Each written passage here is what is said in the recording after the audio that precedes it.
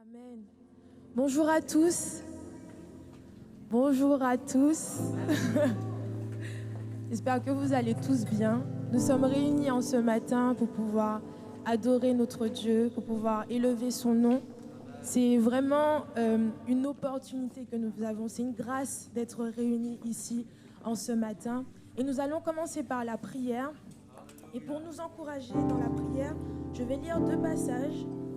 Le premier est dans Ésaïe 59, le verset 1 à 2, qui dit « Non, la main de l'Éternel n'est pas trop courte pour sauver, ni son oreille trop dure pour entendre. Mais ce sont vos crimes qui mettent une séparation entre vous et votre Dieu. Ce sont vos péchés qui vous cachent sa face et l'empêchent de vous écouter. » Ce verset-là, ce n'est pas pour nous condamner, mais c'est pour nous expliquer que Dieu est disponible, que la main de l'Éternel n'est pas trop courte pour sauver, ni son oreille n'est pas trop dure pour nous entendre. Il nous suffit de nous repentir, de reconnaître le Seigneur comme notre Seigneur et Sauveur personnel. Alléluia. Et en plus de cela, il dit dans Actes 10, 34, « Alors Pierre, ouvrant la bouche, dit, « En vérité, je reconnais que Dieu ne fait exception de personne, mais qu'en toute nation, celui qui le craint et qui pratique la justice lui est agréable. » Celui qui le craint et qui pratique la justice lui est agréable. Il y a une nécessité de craindre Dieu. Il y a une nécessité de comprendre que ce moment que nous passons n'est pas par hasard. Ce moment que nous passons est précieux. Alléluia. Nous ne venons pas dans sa présence comme nous voulons. Nous venons dans sa présence avec des cœurs humbles. Nous venons dans sa présence disposés. Nous venons dans sa présence prêts à recevoir et prêts à donner. Alléluia. Je vais t'encourager à te lever en ce matin et prier ton Dieu. Prier ton Dieu. C'est le moment de le prier. Seigneur, nous voici devant toi. Seigneur, nous voici devant toi en ce matin. Nous nous déchargeons de tout ce qui nous alourdit. Nous nous déchargeons, Seigneur, tout ce qui a pu nous alourdir cette semaine, tout ce qui a pu nous faire du mal cette semaine. Nous le remettons entre tes mains, car c'est toi qui nous donnes le joug qui est doux et léger. Alléluia. Prie en ce matin. Prie en ce matin. Seigneur, me voici devant toi. Me voici devant toi en ce matin, Seigneur. Alléluia. Nous prions. Nous prions. Nous prions. Nous prions. Et nous élevons la voix vers notre Dieu. Alléluia. Sois glorifié, Seigneur. Oh, nous voici devant toi, Seigneur. Oh, merci, Seigneur Jésus. Merci, Seigneur. Parce que tu sanctifies les cœurs. Tu purifies les cœurs, Seigneur Jésus. Nous venons humilier devant toi, Seigneur Jésus. Nous ne voulons pas bafouer ta présence, Seigneur. Nous ne voulons pas bafouer ta présence, Seigneur. Oh, nous savons que ce moment est important. Oh, nous savons que ce moment est important, Seigneur Jésus. Tu es là présent. Le Seigneur est là présent. Il est disponible. Il est disponible. Alléluia. Gloire à ton nom, Jésus. Sois élevé, Jésus. Prie, prie, prie, prie, prie, prie. Prie, monte encore dans la présence de Dieu. Monte encore dans la présence de Dieu. Oh, le Seigneur est présent. Le Seigneur est présent. Alléluia. Et Rebecca la sandere bashoto. Ibakaya sendere baba ya koya. Rendele bébé shendere baba. Oh, quand le Seigneur est là, l'atmosphère change.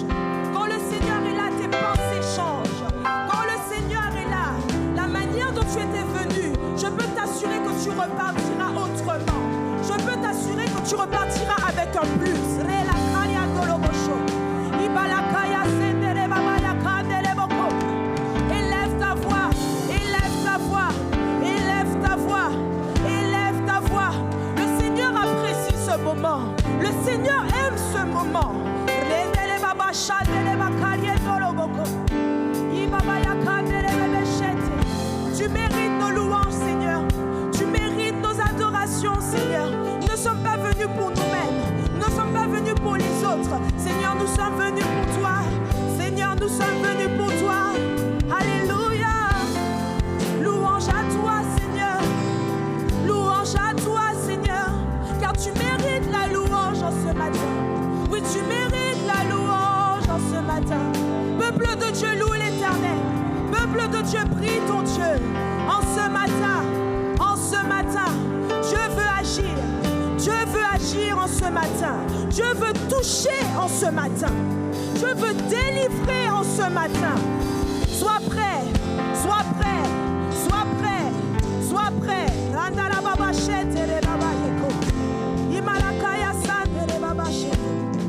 Oh, bienvenue dans la présence de Dieu. Bienvenue dans la présence de Dieu. Alléluia. Gloire à ton nom, Jésus. Oh, merci, Jésus. Et nous voulons chanter louange à ton nom. Oui, nous voulons élever ton nom, Seigneur. Toi qui es le roi des rois. Toi qui es le Seigneur des seigneurs. Oui, tu mérites l'adoration, Seigneur. Oui, tu mérites l'adoration, Seigneur Jésus. Alléluia. Oh. Je veux te chanter en ce matin, Seigneur.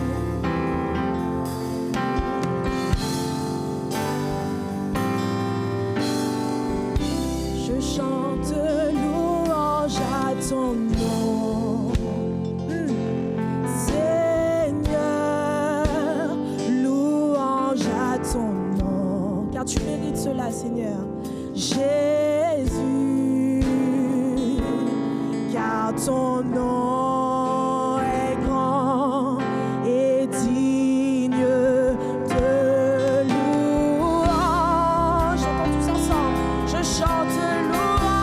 Je chante louange à ton nom.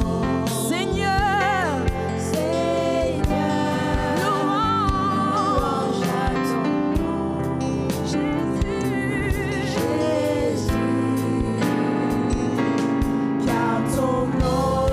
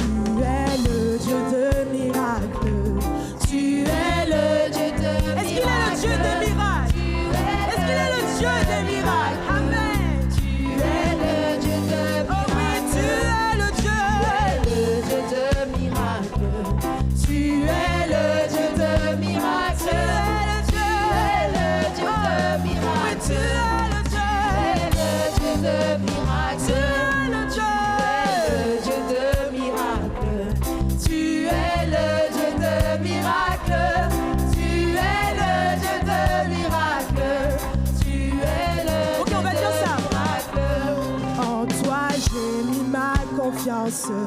En toi j'ai mis ma confiance. En toi j'ai mis ma confiance. En toi j'ai mis ma confiance. Oui Seigneur, en toi j'ai mis ma confiance. Hey. En toi j'ai mis ma confiance. En toi j'ai mis ma confiance. Mon espoir, Seigneur.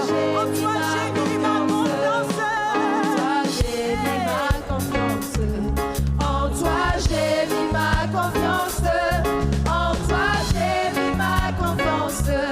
En toi j'ai mis ma confiance. Alléluia. Acclame, acclame ce matin. Oh, acclame Jéhovah. Jéhovah ici. Oh oui, il est ma bannière. Jéhovah Shalom. Oh oui, il est ma paix. Jéhovah Rapha. Oh oui, il guérit. Alléluia. Acclame, acclame en ce matin. Hey, Jésus, tu mérites. Oui. Alléluia. Oh. Merci Seigneur Jésus. Merci Seigneur. Merci Seigneur parce que en toi, je ne craindrai plus jamais. Je ne craindrai plus jamais. Oui Seigneur Jésus, c'est toi qui me dis que mes lendemains sont assurés. Oh, pourquoi est-ce que je craindrai? Pourquoi est-ce que j'aurais peur, Seigneur Jésus? Nous allons chanter cela. Nous allons chanter et proclamer cela. Moi, je ne craindrai plus jamais. Je ne manquerai de rien. Oui, il pourvoit mes besoins. Oui, il répond à mes prières. Alléluia. Oh, moi, je ne craindrai plus jamais. Je ne manquerai de rien. Sans moi.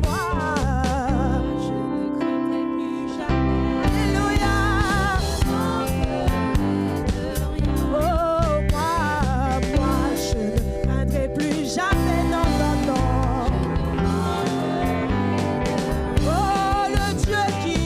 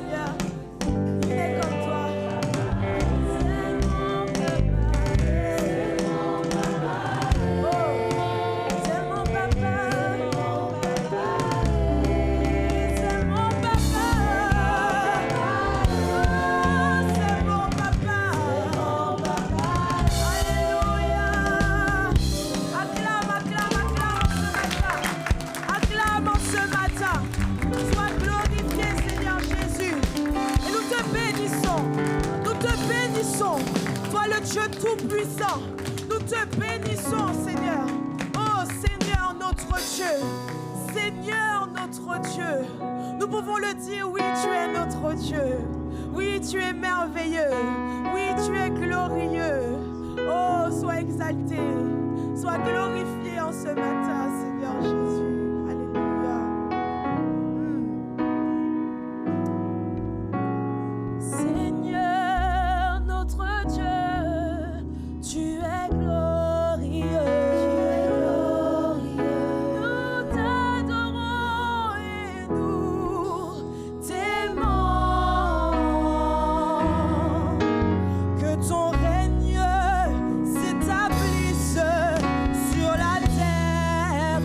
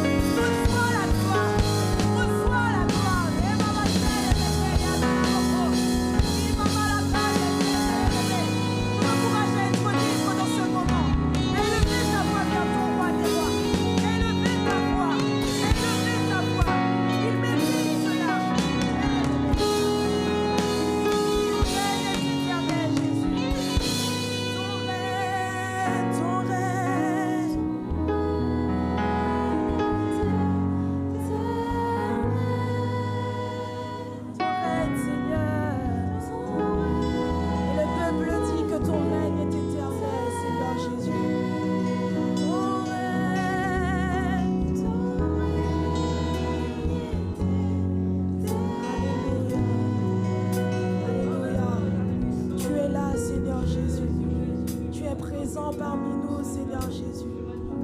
Ô roi des rois, ô roi de gloire, tu es là. Oui, tu es là. Oui, le Seigneur est là en ce matin, mon frère, ma soeur. Il est là en ce matin, mon frère, ma soeur. Il agit en ce matin, mon frère, ma soeur. Ne reste pas la bouche fermée, non. Ne reste pas la bouche fermée en ce matin. Car Dieu est là. Car Dieu est là. Hey. Dieu est là, présent parmi nous. Adorons-le, adorons-le. Dieu est là, il restaure les cœurs brisés. Adorons-le, adorons. Dieu est là, Dieu est là. Il est présent en ce lieu. Présent parmi nous. Adorons-le, adorons-le. Adorons-le, adorons. Dieu est là. Il transforme nos vies. Yes. Il transforme, oui, il transforme. Adorons-le, adorons. Dieu est là. Oui, adorons-le. Oh oui, adorons-le. Dieu est là. Agissant parmi nous. Adorons-le, mon frère, ma soeur. Oui, adorons-le, mon frère, ma soeur.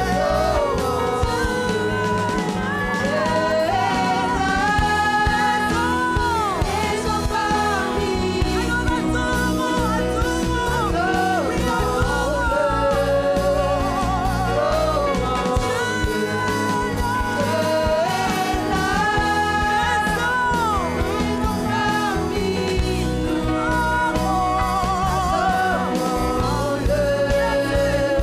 adorons, oui, même si je ne te vois pas, tu agis. Même si je ne te sens pas, c'est une réalité, Seigneur Jésus. Non, tu ne t'arrêtes jamais. Tu ne seras le temps. Alléluia, même si je ne te vois pas, tu agis. Et même si je le crois, Seigneur, que tu agis. Tu ne t'arrêtes jamais. Tu ne t'arrêtes jamais. Si je ne te vois pas, tu agis. Si je ne te sens pas, tu agis. Tu ne t'arrêtes jamais. Tu ne t'arrêtes jamais. Si je ne te vois pas, tu agis. Si je ne te sens pas, tu agis. Tu ne t'arrêtes jamais. Tu ne t'arrêtes jamais. Si je ne te vois pas, tu agis. Si je ne te sens pas, tu agis. Tu ne t'arrêtes jamais.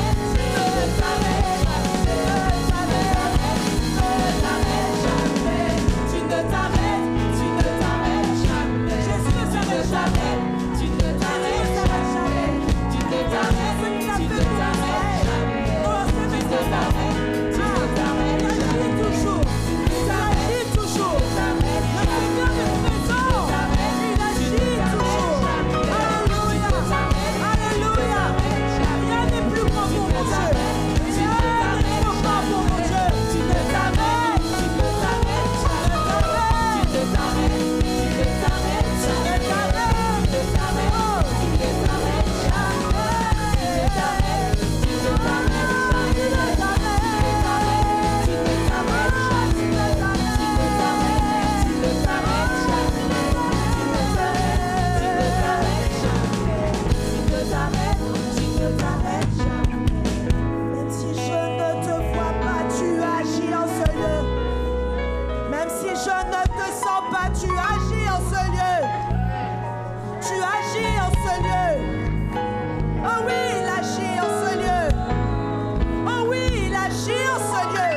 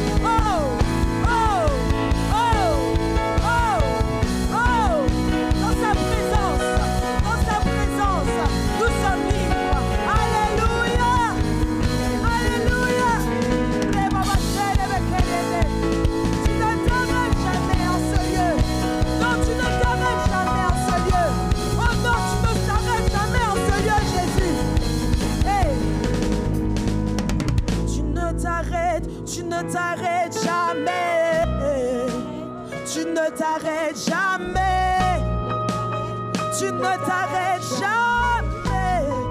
Non, tu ne t'arrêtes jamais, Seigneur. Non, tu ne t'arrêtes jamais, Seigneur Jésus.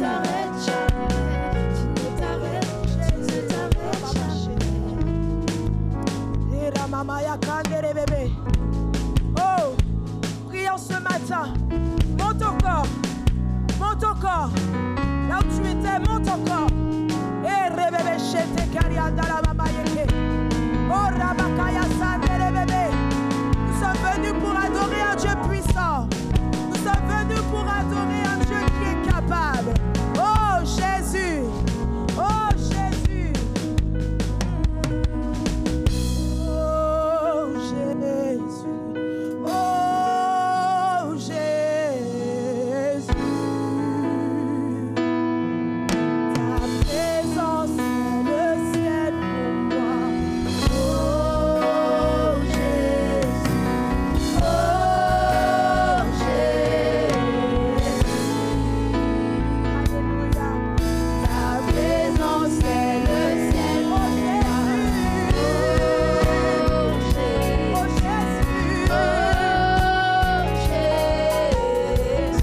Ta présence est le ciel. Lève les mains ce matin. Chante, oh Jésus. Ta présence est le ciel pour moi. Lève tes mains ce matin. Lève tes mains ce matin. Hey. Ta présence est le ciel pour moi. Oh Jésus. Ta présence est le ciel pour moi.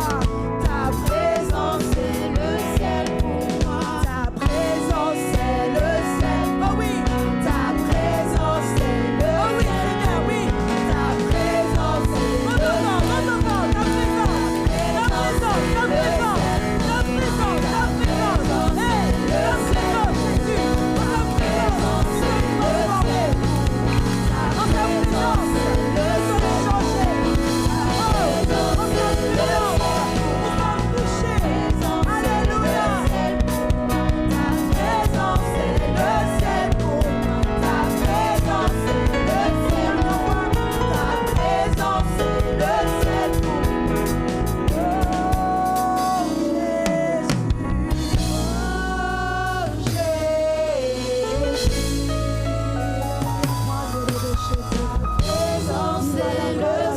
pour moi. Oh, Jésus. Encore, oh Jésus.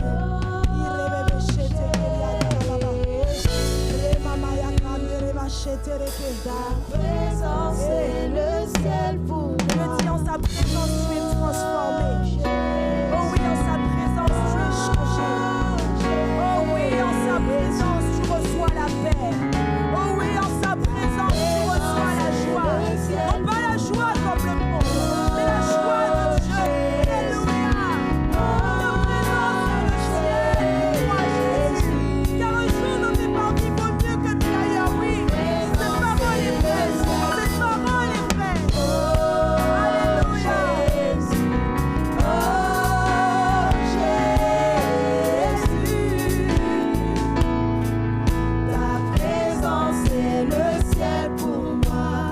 Oh Jésus. Oh Jésus. Ta présence est le ciel pour moi. Sois glorifié, Seigneur. Sois béni, Seigneur. Merci, Jésus. Sois glorifié. Merci pour ta présence, Seigneur. Merci pour ta présence, Jésus. Merci pour ta présence.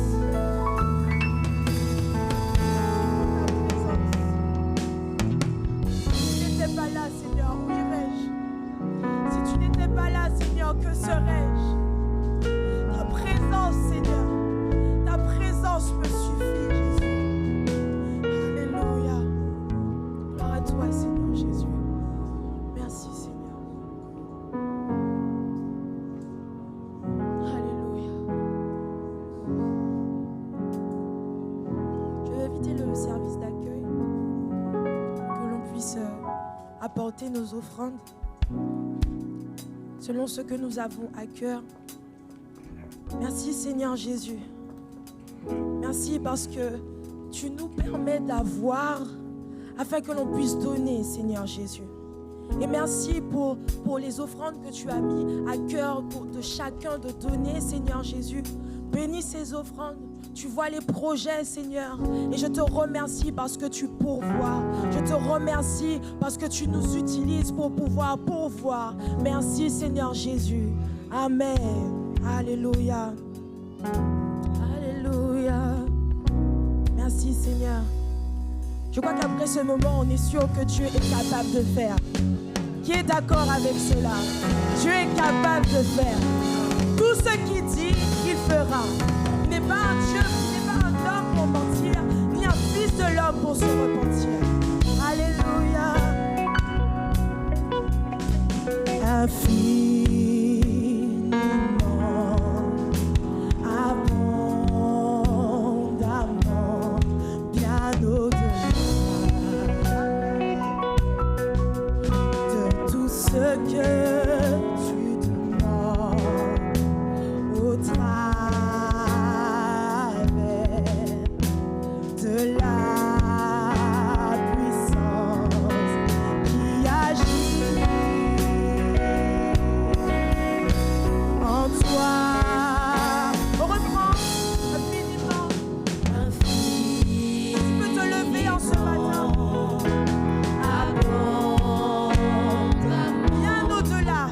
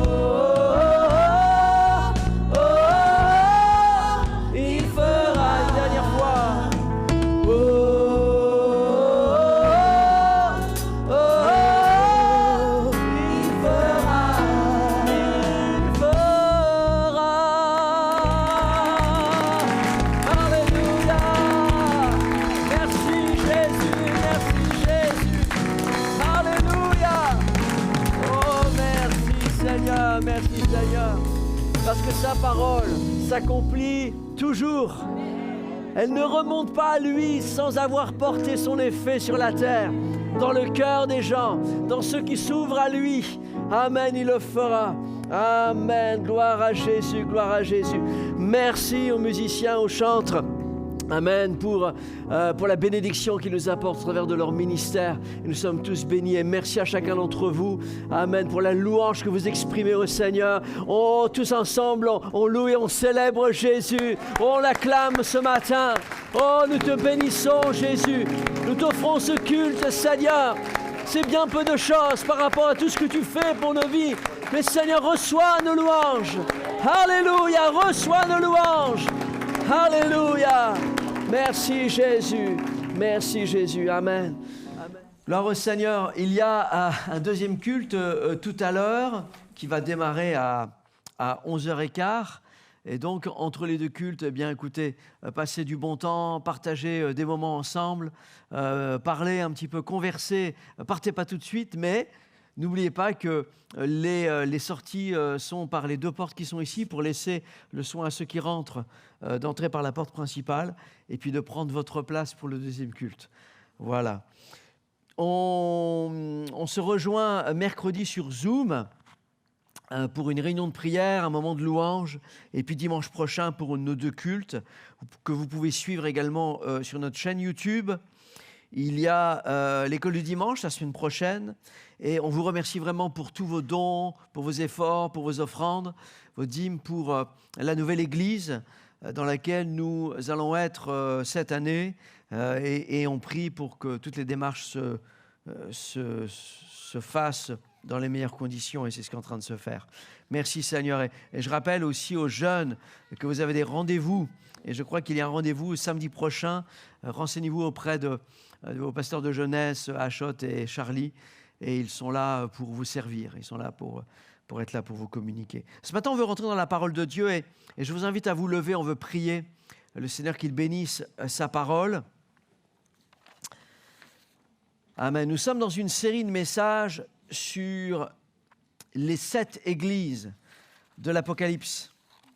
On a vu la semaine dernière que l'Apocalypse signifie non pas catastrophe, rien à voir. Le mot Apocalypse signifie révélation. Et donc, c'est un livre de révélation. Des révélations sur ce qui était à l'époque du Seigneur Jésus-Christ, de ce qui est présent, mais aussi de ce qui est à venir. Et on a parlé tout de suite, Jésus-Christ s'adresse, c'est lui l'auteur de ce livre, c'est lui l'auteur, il est l'auteur et c'est Jean qui écrit, qui est le rédacteur, mais c'est Jésus qui est l'auteur de ce livre. Et il y a dans les premiers chapitres, dans les premiers versets, l'intention de Jésus-Christ de s'adresser à son Église. Son Église qui est, et particulièrement à 7 églises qui sont en Turquie, la Turquie actuelle. La première de ces églises, c'est Éphèse, dont le nom signifie désirable. Et on a vu que les 7 églises représentent l'Église universelle au fil des temps, au fil des ans, au fil des années et des siècles. Et Éphèse, dont le nom signifie désirable, était effectivement l'église qui était désirée par le Seigneur. C'est l'église désirable. Et cette première église, eh bien, on la voit plein de foi, plein de zèle, plein d'œuvres. Elle aime la parole. Le Seigneur la félicite. Il y a une dizaine de compliments qui lui est adressés, mais il y a aussi un reproche. Il y a aussi quelque chose.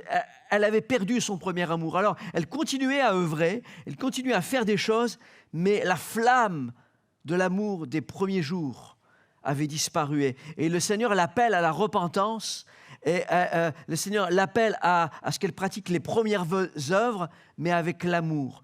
Et la deuxième église à laquelle Jésus s'adresse, c'est l'église de Smyrne. Et nous ouvrons donc notre Bible dans Apocalypse au chapitre 2 et au verset 8. Et nous lisons ici, écrit à l'ange de l'église de Smyrne. Et vous comprenez que le mot ange ici signifie messager, pasteur. D'accord ? C'est parce que les anges n'ont pas d'adresse postale. Ok, ça n'existe pas. Mais il est donc parlé ici de de l'église, du pasteur de l'église de Smyrne. Il dit, voici ce que dit le premier et le dernier, celui qui était mort et celui qui est revenu à la vie. Je connais ta tribulation et ta pauvreté, bien que tu sois riche, les calomnies de la part de ceux qui se disent juifs, mais qui ne le sont pas, mais qui sont dans une synagogue de Satan. Waouh, on va expliquer tout ça. Ne crains pas ce que tu vas souffrir. Voici le diable jettera quelques-uns de vous en prison, afin que vous soyez éprouvés, et vous aurez une tribulation de 10 jours. Sois fidèle jusqu'à la mort, et je te donnerai la couronne de vie. Que celui qui a des oreilles entende ce que l'Esprit dit aux églises. Celui qui vaincra n'aura pas à souffrir la seconde mort. Seigneur Jésus, nous te prions de bénir ta parole ce matin. Nous te rendons grâce, Seigneur Jésus, pour l'assemblée ici qui l'a réunie en ton nom, pour l'église que nous sommes, Seigneur, et nous voulons te représenter. Nous voulons, Seigneur, être à ton image. Et si il y a des compliments que tu nous adresses, on te remercie. Mais s'il y a des reproches, on veut les accepter aussi, Seigneur, et on veut s'améliorer, on veut grandir, on veut tendre à la perfection, Seigneur, à la stature parfaite de Christ, de qui tu es, Seigneur. Oh, parle à nos cœurs, Seigneur. Opère en nous les changements dont nous avons besoin, Seigneur, et moi le premier, Seigneur Jésus, et que chacun d'entre nous puissions grandir dans ta volonté, dans tes voies. Amen, amen. Avant de vous asseoir, saluez votre voisin, dites-lui, tu es l'Église. Tu es l'Église. Alléluia. Soyez bénis, Église. Alléluia. Soyez vraiment bénis. Amen. Smyrne. La ville de Smyrne, c'est à l'époque des disciples, un port florissant. L'une des villes de l'Antiquité les plus belles, les plus jolies. Et il y avait là-bas une colonie juive qui était très nombreuse dans la Turquie actuelle. Mais dans cette ville, le culte à l'empereur y était célébré. Il y avait des lieux de culte pour l'empereur, pour célébrer l'empereur.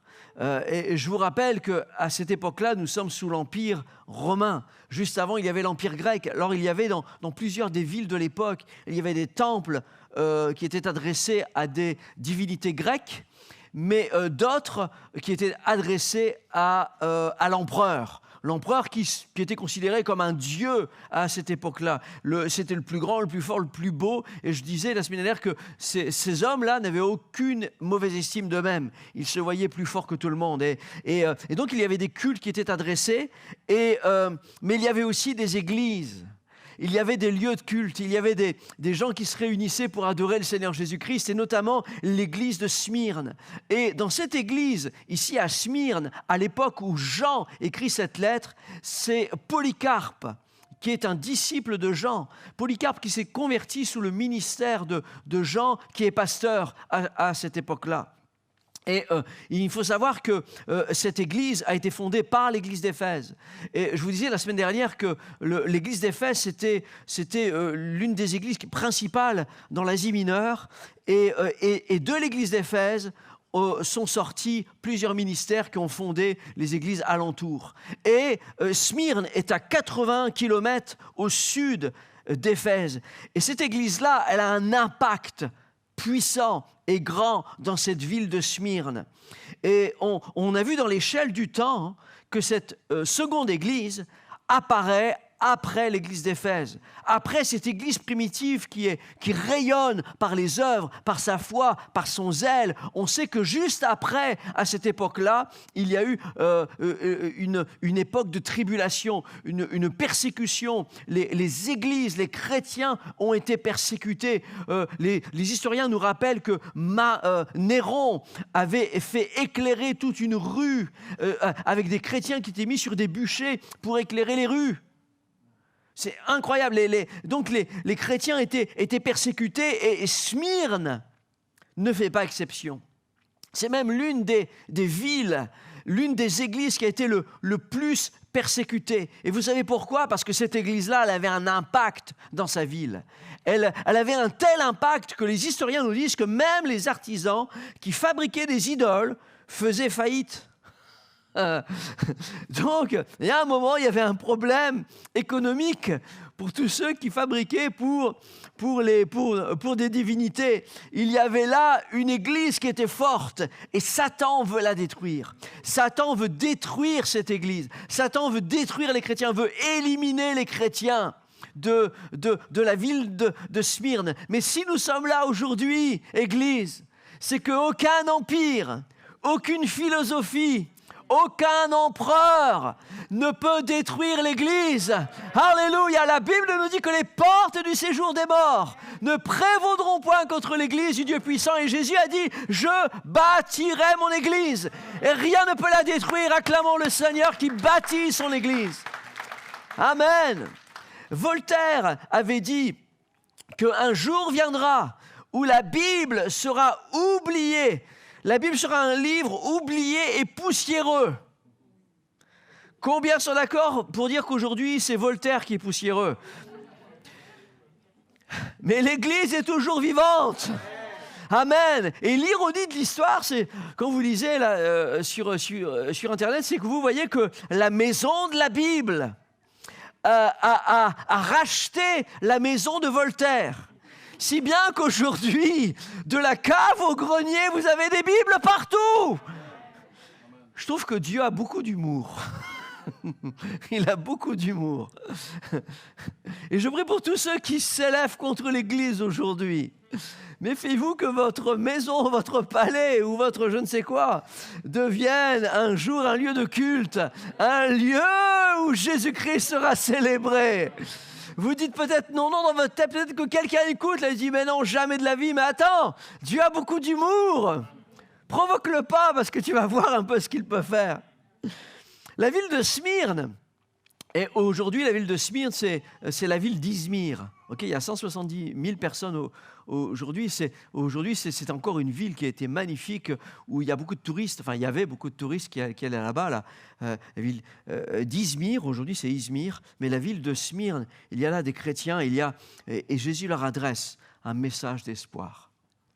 Jésus leur adresse un message qui doit les consoler, parce qu'à cette époque-là où Jean écrit, mettez-vous à la place de Jean, il a connu cette église et il sait ce qui se passe. Lui-même a été plongé dans l'huile bouillante.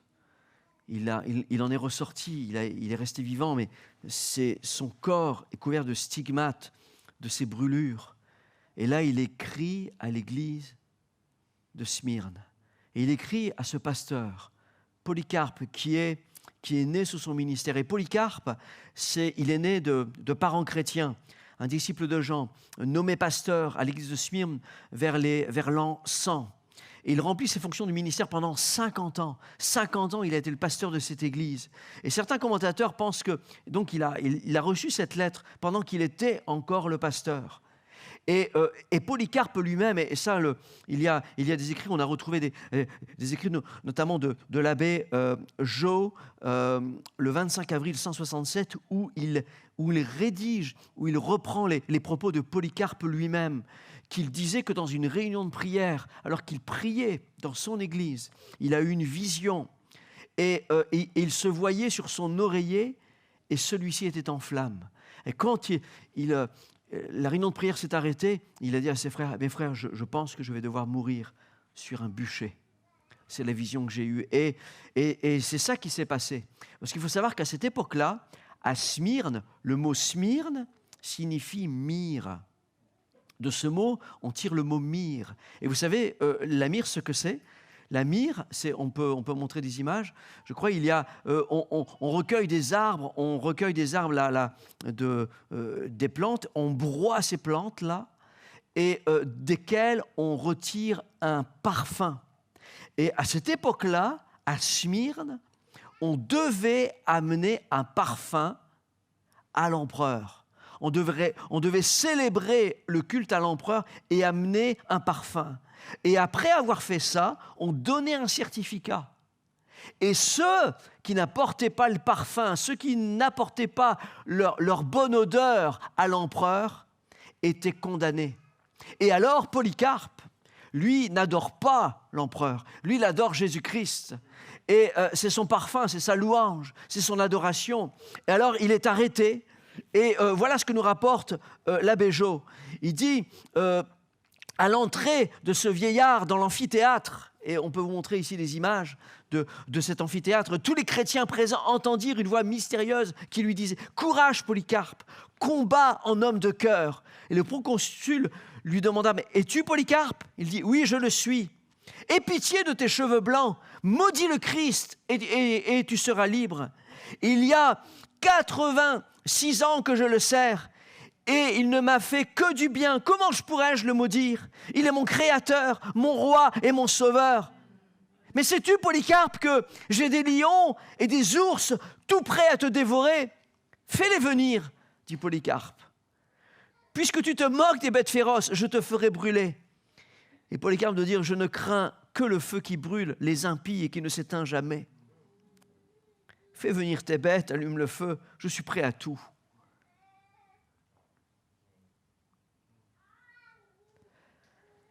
De toutes parts dans l'amphithéâtre, la foule sanguinaire s'écrie, il est digne de mort, Polycarpe au lion. Mais les combats de bêtes féroces étaient achevés. Ils avaient plus faim. Alors on arrêta qu'il soit brûlé vif. Et comme les bourreaux se préparaient à l'attacher sur le bûcher, il leur dit non, c'est inutile, laissez-moi libre, le ciel m'aidera. Et le saint homme lève les yeux vers le ciel et prie. Et tout à coup, la flamme l'environne et s'élève au-dessus de sa tête, mais sans ne lui faire aucun mal, pendant qu'un parfum délicieux embaume les spectateurs. À cette vue, les bourreaux lui percent le cœur avec une épée. Voilà ce qui s'est passé. Voilà ce que les historiens nous rapportent. Des hommes qui étaient prêts à tout à cette époque-là pour mourir pour Christ et qui devenaient une bonne odeur de Christ dans leur vie. Pour eux, peu importe la mort d'ici-bas, ce qui comptait, c'était la vie éternelle. Peu importe la vie terrestre, ce qui comptait, c'était la vie éternelle. Et quand vous regardez sur Internet, vous avez le témoignage de dizaines et de dizaines de récits d'hommes qui ont été persécutés, comme Ignace, qui fut arrêté par les autorités, transféré à Rome, mis à mort dans l'arène parce qu'il servait le Seigneur. On nous parle aussi de Justin de Naplouse.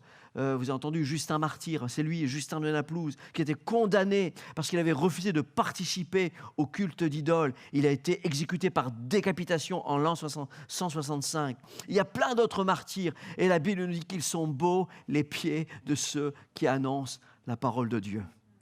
Qu'ils sont beaux les pieds de ceux qui sont fidèles, de ceux qui sont sérieux, de ceux qui servent le Seigneur. Et là, le Seigneur connaît cette église qui souffre à cette époque-là. Et c'est pour ça que le Seigneur écrit à cette église, à l'église de Smyrne, aucun reproche ne lui est fait, aucun appel à repentance. C'est simplement un courrier pour dire « Hé, église de Smyrne, je suis là à tes côtés. Je sais, je te comprends, tu es là et je connais ta tribulation et ta pauvreté, bien que tu sois riche. » Une richesse intérieure, une richesse de cœur. Ici, aujourd'hui, peu de personnes s'imaginent que cette Église est encore persécutée. Mais la Bible nous dit que dans les derniers temps, il y aura un retour de la persécution. Jésus-Christ lui-même avait dit que, alors que les disciples lui posent la question, mais quel sera le signe de ton avènement, de ton retour et de la fin du monde? Et Jésus leur rapporte, il y aura plein de signes, il y aura la séduction, il y aura des guerres, des bruits de guerre, il y aura des famines, des tremblements de terre, et on vous livrera au tourment et l'on vous fera mourir. Et vous serez haïs de toutes les nations à cause de mon nom. C'est pour vous dire que l'église de Smyrne existe encore aujourd'hui. Et pas simplement à Smyrne, pas simplement à Izmir, mais dans le monde entier, encore aujourd'hui, des chrétiens sont persécutés. Aujourd'hui, dans les infos, on nous parle, on nous bombarde d'annonces sur le Covid, on nous bombarde de plein d'informations, mais combien d'informations sur la réalité sur les chrétiens persécutés? Alors que dans le monde entier, des gens souffrent.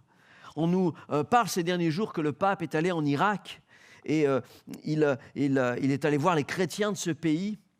Mais savez-vous qu'il y a seulement 10 ans, il y a 10 ans seulement, il y avait 1 million de chrétiens en Irak. Ils ne sont plus que 300 000. Parce qu'ils ont été persécutés, parce qu'ils ont été tués, parce qu'ils sont partis en exil. Regardez ici les images.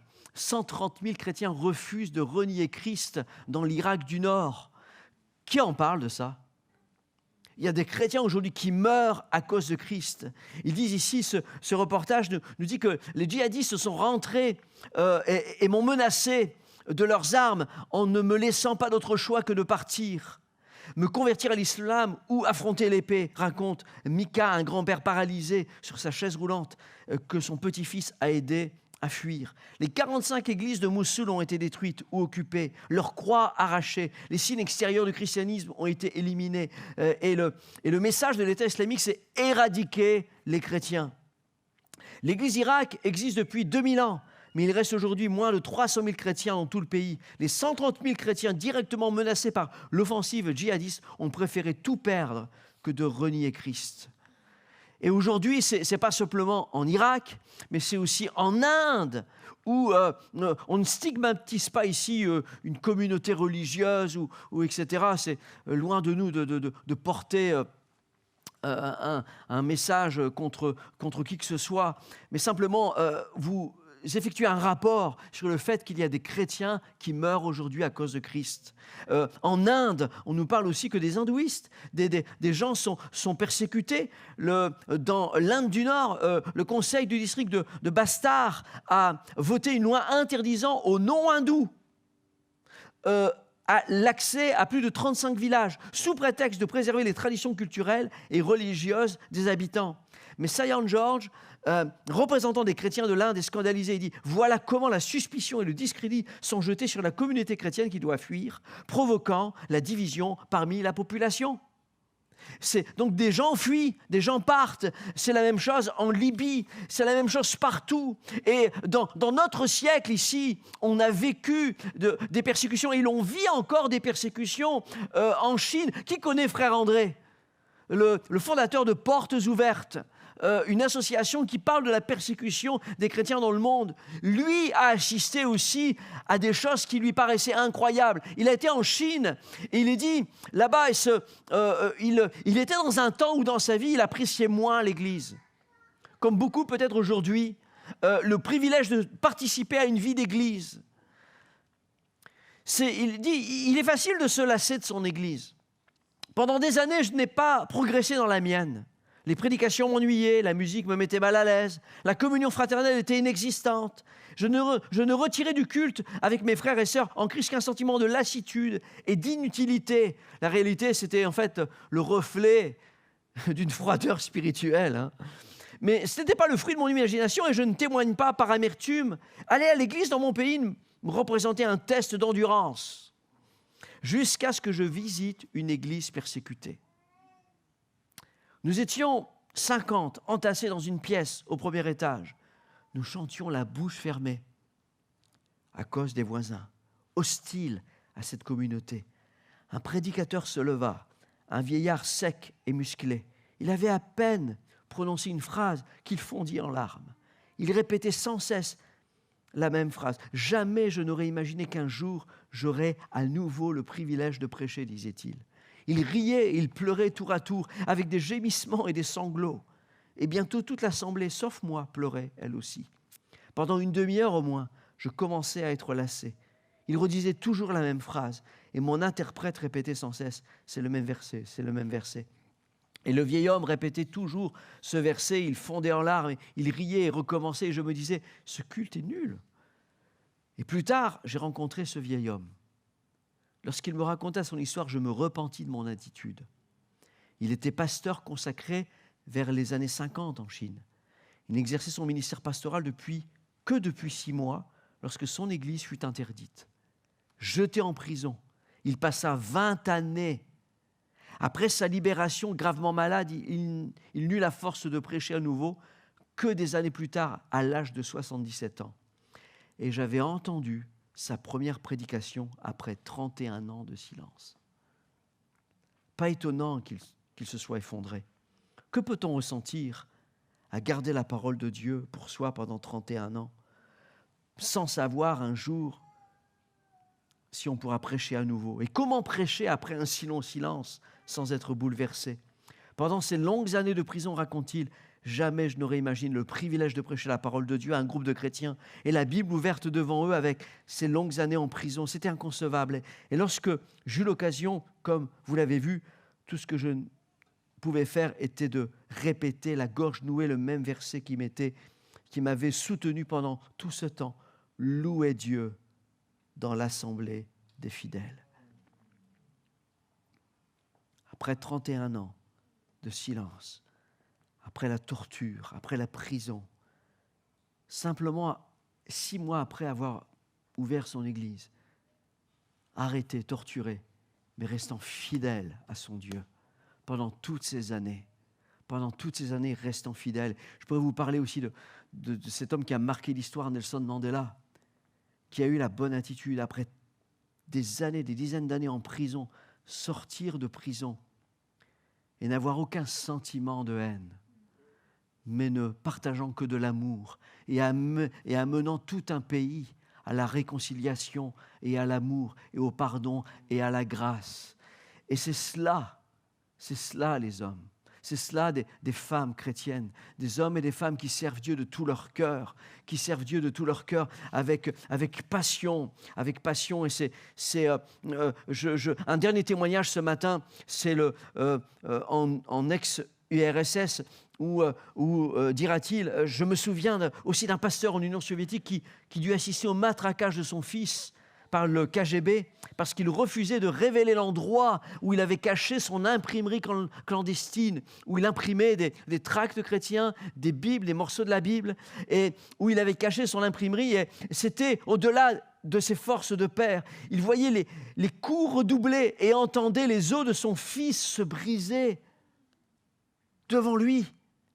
Je pensais qu'ils allaient s'arrêter, se souvient-il, mais il n'en fut rien. Je ressentais les coups comme si c'était moi qui les recevais.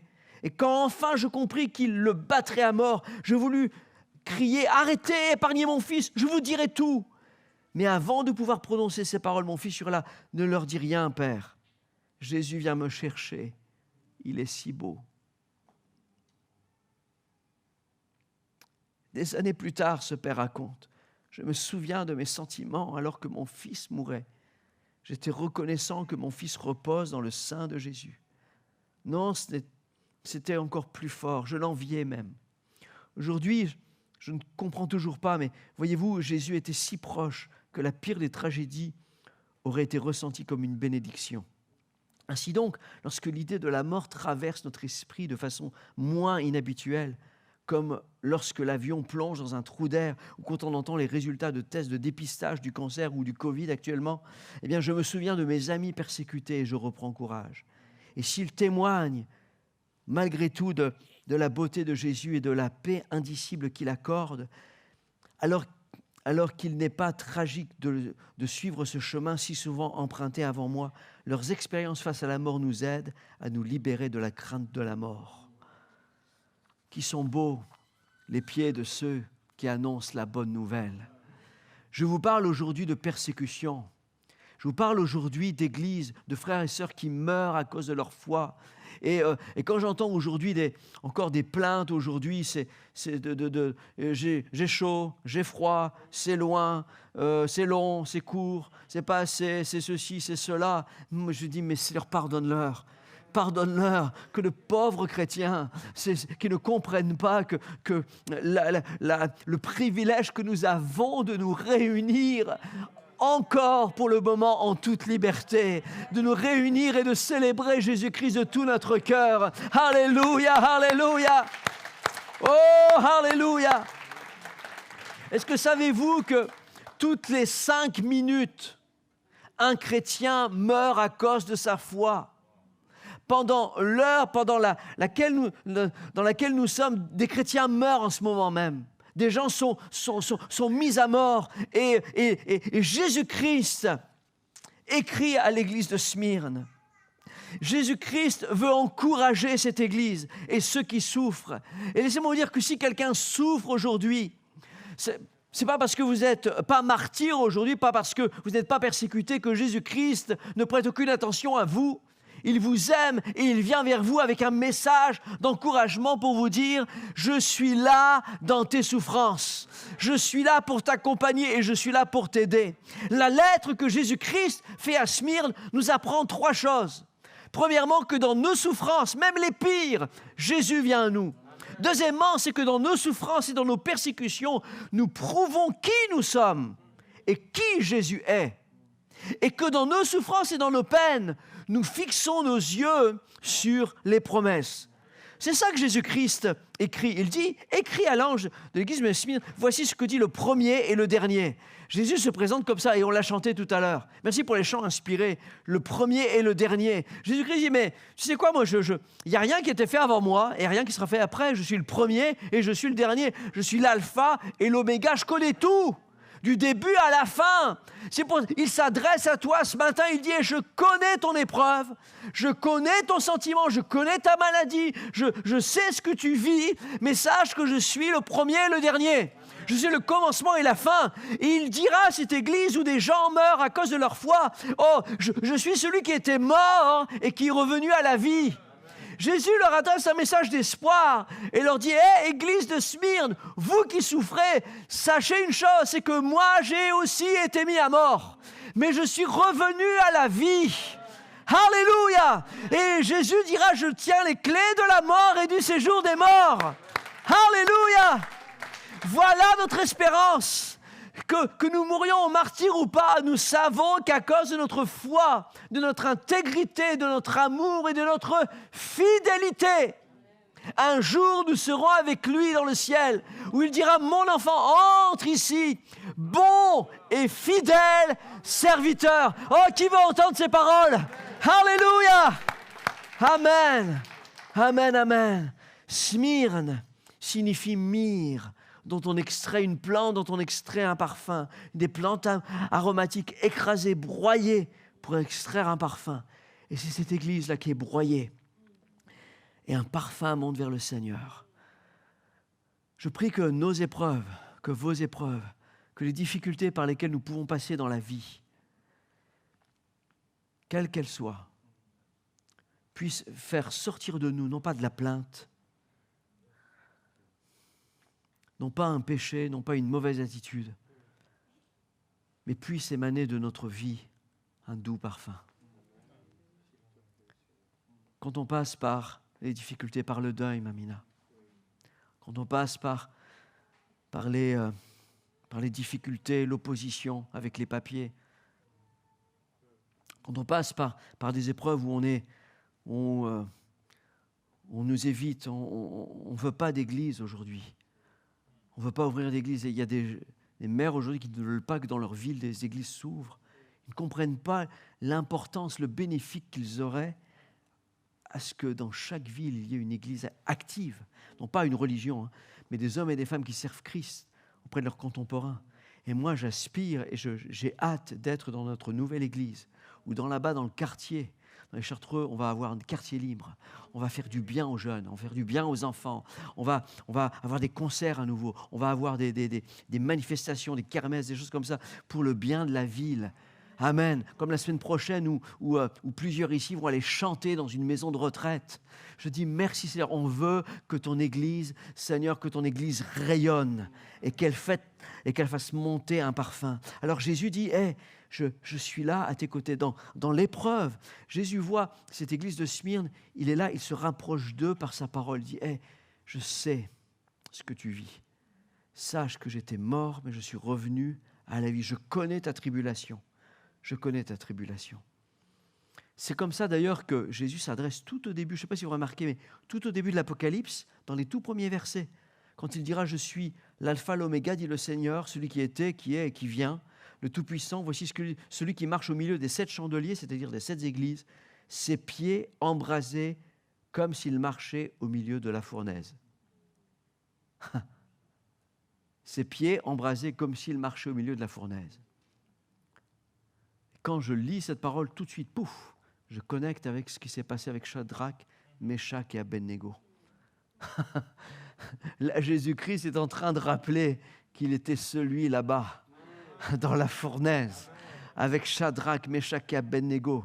Mais ce n'était pas leur vrai nom. Leur vrai nom, c'était Anania, qui signifiait l'Éternel est compatissant. Michaël, qui signifie qui est Dieu. Azaria, qui signifie gardé par l'Éternel. Et là-bas, les Babyloniens avaient voulu changer leur nom en Shadrach, en Meshach, qui signifie agile, étiré, souple, Abednego, qui est serviteur de Négo, qui était une divinité babylonienne. Et ces hommes-là ont dit non, je ne serai pas le serviteur d'une divinité babylonienne.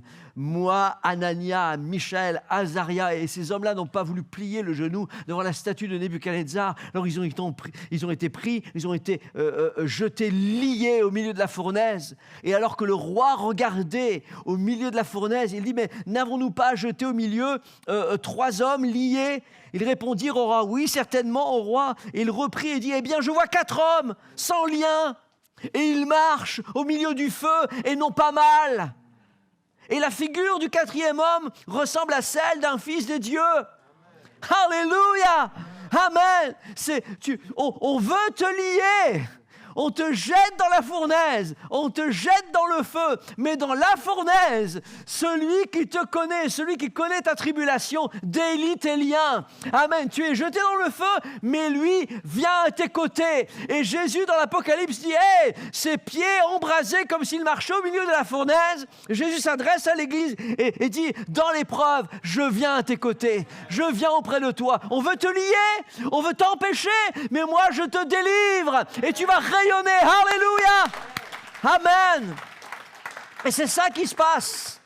Le roi les fait sortir. Le roi les fait sortir.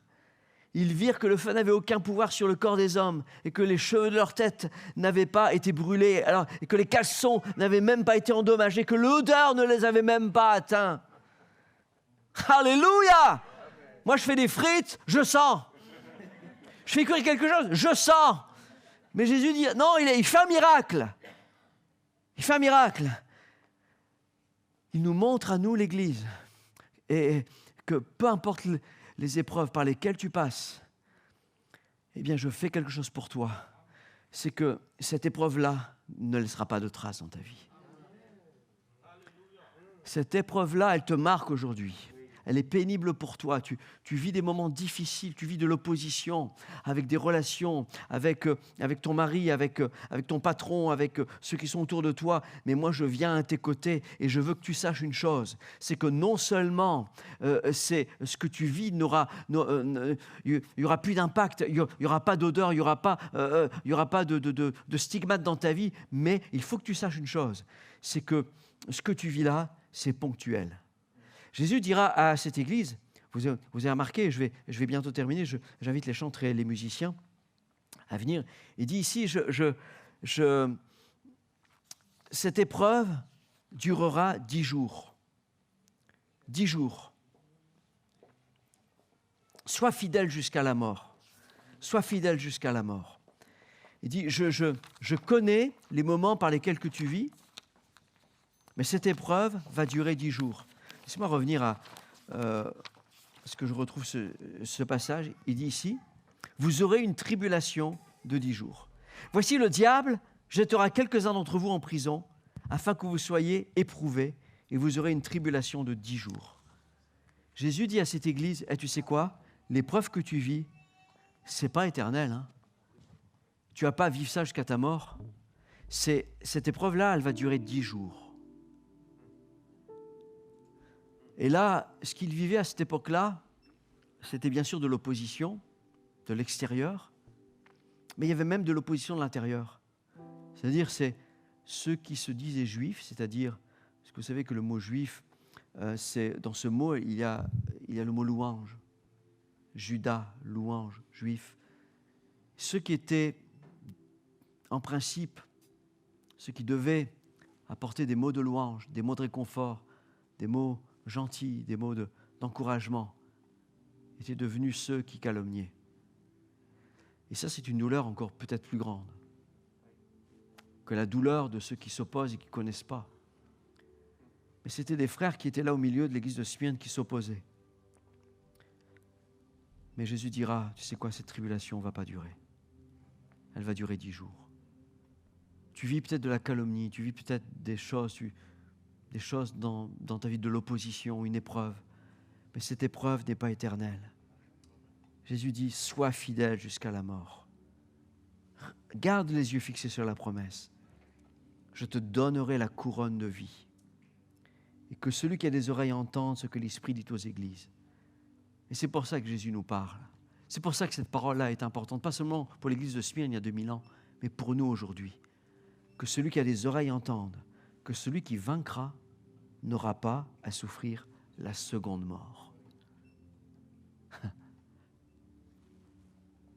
Si vous naissez une fois, vous allez mourir 2 fois.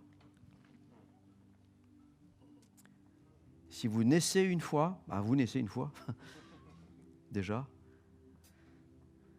Mais si vous ne naissez qu'une fois, vous allez mourir 2 fois. Mourir physiquement et mourir spirituellement. Mais celui qui vit la nouvelle naissance, celui qui naît 2 fois, ce qui est né de la chair est chair, mais il y a une naissance spirituelle. Ce qui est né de l'esprit est esprit. Comme Steven ce matin, qui a été baptisé au nom du Seigneur. Une nouvelle naissance, Steven. Tu es un nouveau-né dans le Seigneur. Et celui qui naît 2 fois, comme Steven, comme tous ceux qui sont engagés par les eaux du baptême, ne vont mourir qu'une fois. Ils vont peut-être mourir ici sur la terre, mais ils vont avoir la vie éternelle. Alléluia. Alléluia. Levons-nous ce matin. Oh, merci Seigneur. Nous voulons dire merci Seigneur pour ta parole. Merci Seigneur. Alléluia. J'avais noté juste simplement ces paroles et on va arrêter là, mais les paroles de ce chant qui nous dit « Jusqu'au bout, je veux te suivre, dans les bons, dans les mauvais jours. À toi pour mourir et vivre, à toi Jésus pour toujours. Jusqu'au bout, je veux te suivre, dans les bons, les mauvais jours. À toi pour mourir et vivre, à toi Jésus pour toujours. Jusqu'au bout, je veux te suivre, dans les bons, les mauvais jours. À toi pour mourir et vivre, à toi Jésus pour toujours. Jusqu'au bout, je veux te suivre, dans les bons, les mauvais jours. À toi pour mourir et vivre, à toi Jésus pour toujours. Seigneur Jésus, je veux te prier, Seigneur, pour ceux qui sont là ce matin, Seigneur, ceux qui vont regarder ce culte, Seigneur, ceux qui sont là, Seigneur, et qui ont été touchés par ta parole. Je te prie de les bénir, Seigneur. Je te prie de bénir chacune des personnes ici dans ce lieu, Seigneur, et que nous puissions, Seigneur, nous engager, Seigneur, toujours et davantage à te servir. Et Seigneur, et que ces tribulations, Seigneur, de ces moments, et si quelqu'un vit quelques tribulations, quelques souffrances, quelques oppositions, quelques difficultés dans sa vie, je te prie que tu puisses les rejoindre là où ils sont et les consoler par ta parole, les exhorter, les édifier, les fortifier là où ils sont. Seigneur, bénis-les, Seigneur. Bénis chacun ici, Seigneur. Tu connais, Seigneur, peut-être quelqu'un ici dans celui qui souffre. Amen. Lève ta main, mon frère, ma soeur. Amen. Toi qui as besoin de prière ce matin, toi qui as besoin d'être fortifié, d'être exhorté par le Seigneur, toi qui souffres, qui passe par un moment d'épreuve, lève ta main ce matin. Le Seigneur te voit. Amen. Le Seigneur vous voit, madame. Amen. Le Seigneur vous voit. Amen. Le Seigneur te voit, mon frère. Le Seigneur te voit, monsieur. Amen. Le Seigneur te voit.